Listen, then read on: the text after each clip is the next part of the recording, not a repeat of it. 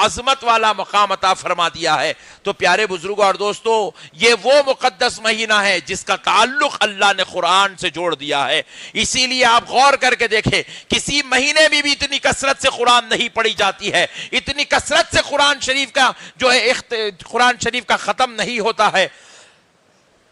جتنی کثرت سے ماہ رمضان مبارک شریف میں قرآن کی تلاوت ہوتی ہے۔ اب دیکھیے، اللہ رب العزت جو ہر مہینے میں 5 وقت کی نماز مسلمان پر فرض کر رکھی ہے، لیکن ہر مہینے میں نماز تو ہے، لیکن یہ حکم نہیں ہے کہ ترتیب کے ساتھ قرآن شریف کی تلاوت کی جائے، کہ فجر میں اگر تم نے یہ 2 رکوع پڑھ لیے ہے تو ظہر میں اس کے بعد کے 2 رکوع پڑھا جائے، ظہر میں یہ 2 رکوع پڑھیں تو عصر میں اس کے بعد کے 2 رکوع، ایسا کرتے ہو مکمل مہینے میں تم قرآن شریف کو ختم کرو۔ اللہ رب العزت نے یا نبی پاک نے یہ قانون امت کو نہیں دیا ہے، لیکن جب رمضان مبارک شریف آتا ہے تو اللہ تعالیٰ الگ سے 20 رکعت نماز تراویح مقرر کرتا ہے اور سارے بندوں کو نماز تراویح کے لیے جمع کرتا ہے، اور ایک حافظ قرآن کا انتظام ہوتا ہے، اور پھر اس حافظ قرآن پر یہ لازم کیا جاتا ہے کہ وہ ترتیل کے ساتھ مکمل قرآن مجید کبھی 5 دن میں سنا لیں یا کبھی 10 دن میں سنا لیں، یا کم سے کم سنت کے مطابق پہلی تراویح سے لے کر 27ویں رات تک مکمل قرآن مجید کی تلاوت کی جائے۔ اللہ رب العزت نے یہ نظام بنایا ہے، رسول پاک علیہ السلام نے امت کے لیے یہ نظام بنایا، صحابہ اکرام کے ذریعے سے یہ نظام امت کو ملا ہے۔ تو پیارے بزرگوں اور دوستو، اس ماہ مبارکہ میں کثرت سے قرآن مجید اور دوستو، اللہ رب العزت کے قربان جائیں، اللہ رب العزت نے ہمیں ماہ رمضان شریف عطا کیا۔ ماہ رمضان مبارک شریف یہ وہ مقدس اور بابرکت مہینہ ہے جس میں اللہ رب العزت نے اپنے بندوں کو خوب مغفرتیں اور رحمتیں دینے کا وعدہ فرمایا ہے، اور جب یہ ماہ مبارک شروع ہو جاتا ہے تو مغفرتیں اتنی عام ہو جاتی ہیں، اور اللہ تبارک و تعالیٰ اتنی کثیر تعداد میں گناہ گاروں کو بخش دیتا ہے کہ آپ اس حدیث شریف سے اس بات کا اندازہ لگا سکتے ہیں کہ نبی مکرم صلی اللہ تعالی علیہ وآلہ وسلم ارشاد فرماتے ہیں کہ جب رمضان مبارک شریف کی راتیں آتی ہے، ماہ مبارک شروع ہوتا ہے اور راتیں آتی ہے، تو اللہ تعالیٰ ہر رات 70,000 دوزخیوں کو دوزخ سے نکال کر جنت میں منتقل فرما دیتا ہے۔ ہر رات 70,000 دوزخی جنت میں منتقل کیے جاتے ہیں۔ اور پھر اس حدیث پاک میں یوں بھی ارشاد فرمایا گیا، آقا علیہ الصلوۃ والسلام ارشاد فرماتے ہیں کہ جب رمضان مبارک شریف کی اختتامی انتہائی رات آتی ہے، بالکل آخری رات ہوتی ہے ماہ رمضان شریف کی، یعنی کہ 29ویں یا 30ویں رات ہوتی ہے، جب دوسرے دن عید کا موقع ہوتا ہے، تو فرماتے ہیں کہ وہ شب عید اللہ رب العزت جب پھر یہ خاص رحمتوں کے دروازے بند کرنے والا ہوتا ہے، خاص مغفرت کے دروازے بند ہونے والے ہوتے ہیں، تو رب کریم فرشتوں سے سوال کرتا ہے، اے فرشتوں، میں نے ماہ رمضان مبارک شریف میں اتنی مغفرت کو عام کر دیا تھا کہ 70,000 دوزخی ہر رات دوزخ سے نکال کر جنت منتقل کیے جانے لگے، اے فرشتوں کیا ابھی بھی کوئی دوزخی ہے، کوئی گناہگار ہے جو دوزخ میں پھنسا ہوا ہے؟ تو اللہ رب العزت سے فرشتے عرض کرتے ہیں، ہاں اے اللہ، ابھی بھی گناہگار ہیں جو دوزخ میں پڑے ہوئے ہیں۔ تو رب کریم ارشاد فرماتا ہے کہ فرشتوں وہ کتنے ہیں؟ تو کہتے ہیں کہ اللہ تو نے ماہ رمضان میں جتنے گناہگاروں کو بخشا اس سے بھی کئی گنا زیادہ اور گناہگار دوزخ میں پڑے ہوئے ہیں۔ تو رب کریم ارشاد فرماتا ہے، فرشتوں، رمضان کی برکتیں اور رحمتیں ختم ہو اس سے پہلے وہ سارے گناہگار کو دوزخ سے نکال دو اور جنت میں منتقل فرما دو۔ یعنی کہ اتنی مغفرت عام ہو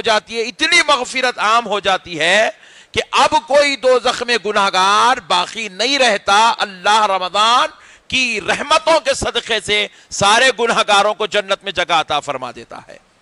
اب یہاں پر ایک سوال یہ حدیث شاہ پاک سننے کے بعد یہ بھی پیدا ہو سکتا ہے کہ اللہ کو نہیں معلوم تھا کہ کتنے گناہگار دوزخ میں ہیں؟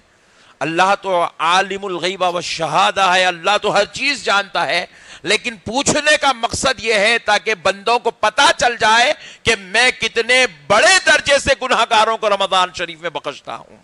کتنی بڑی درجے کے ساتھ مغفرت عام ہوتی ہے، کتنے بلند و بالا پیمانے پر دوزخیوں کو دوزخ سے نکال کر جنت میں منتقل کیا جاتا ہے۔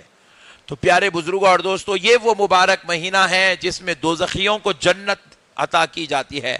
پھر اس کے بعد فرمایا جاتا ہے یہ وہ مبارک مہینہ ہے، اللہ رب العزت اپنے مقدس کلام قرآن مجید میں ارشاد فرماتا ہے شہر رمضان الذی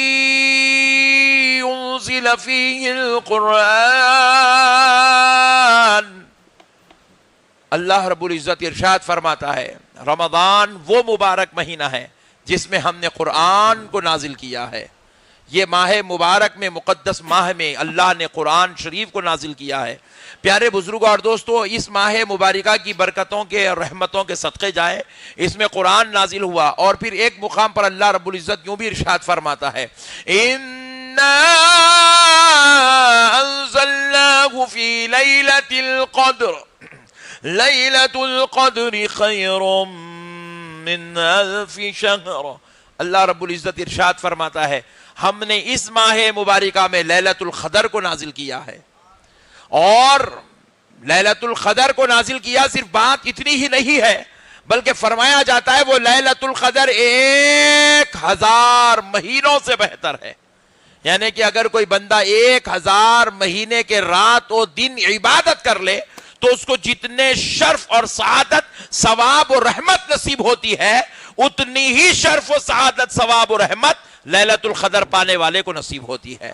پیارے بزرگوں اور دوستو، لیلۃ القدر اس ماہ مبارک میں ہے۔ اس ماہ مبارک میں اللہ کہتا ہے ہم نے لیلۃ القدر کو نازل کیا ہے۔ لیلۃ القدر کہاں ہے؟ لیلۃ القدر رمضان المبارک شریف میں ہے۔ اب ذرا غور کریں، لیلۃ القدر کو اللہ رب العزت نے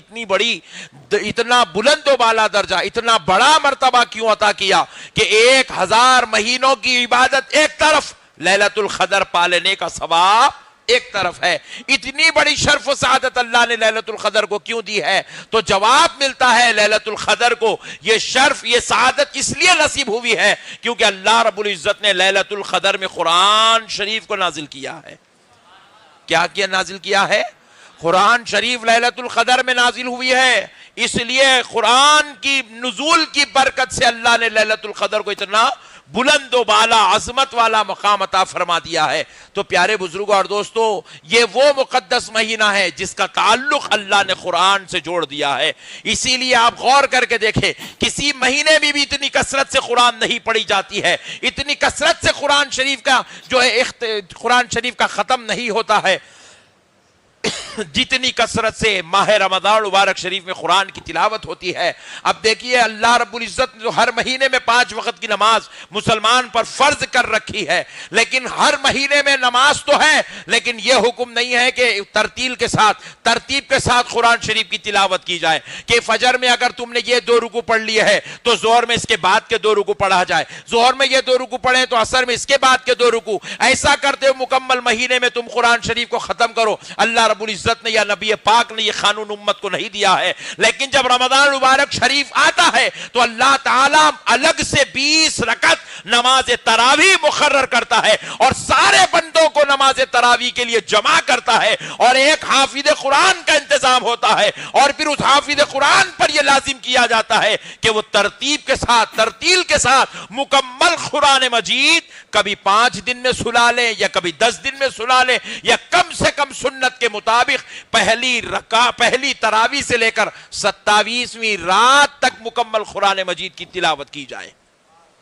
اللہ رب العزت نے یہ نظام بنایا ہے، رسول پاک علیہ السلام نے امت کے لیے یہ نظام بنایا ہے، صحابہ اکرام کے ذریعے سے یہ نظام امت کو ملا ہے۔